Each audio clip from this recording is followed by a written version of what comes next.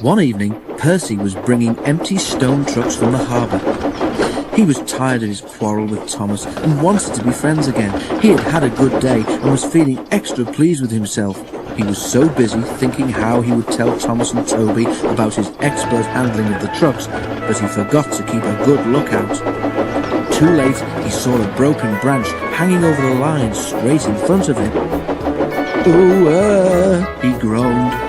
He tried to stop, but his brakes wouldn't hold him. The branch hit his smoke box, broke away and crashed to the ground. Percy was more startled than hurt, but his front was still sore when they reached the shed. "It's your own fault," said Thomas unsympathetically. "You should keep a better lookout. I've no patience with you." "Pooh," retorted Percy huffily. He forgot his good resolution and talked to Toby for the rest of the evening. Percy didn't speak to Thomas the next day either.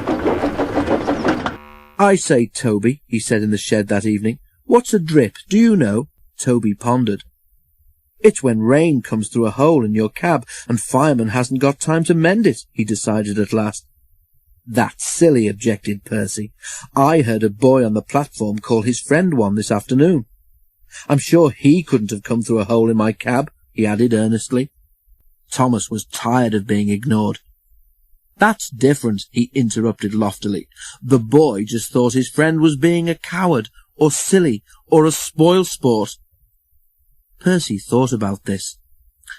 "So if," he suggested reflectively, "if you stopped me from doing something nice, would you be a drip, Thomas?" "You're the drip," answered Thomas crossly. "Now go to sleep like a sensible engine and stop talking nonsense." Percy was offended. Instead of going to sleep, he became even more determined to pay Thomas out. Next day, Henry's train was late at the junction. When Thomas set out along the valley, he was trying to make up for lost time. Suddenly, there was a loud bang, and something hard hit the bottom of his left-hand water tank. "Ouch!" exclaimed Thomas and stopped. As he did so, he felt water splashing cold against his wheels. "One of your side rods has broken," said his driver. "It's swung up and punctured your tank. We'll have to get help." At Farquhar, Percy was shunting. The station master came up.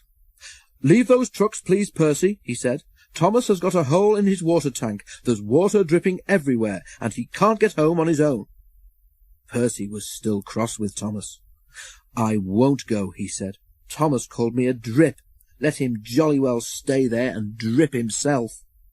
"But what about Annie and Clarabelle and the passengers?" reminded Percy's driver. "Do they deserve to stay out all night too?" Percy was sorry at once. "I forgot them," he said. "We must rescue them in case they turn into drips too." He hurried away. He found Thomas near the river. Everyone was glad to see him, and the passengers thanked him for coming. "I'm sorry I was rude," said Thomas as Percy helped him back to the shed.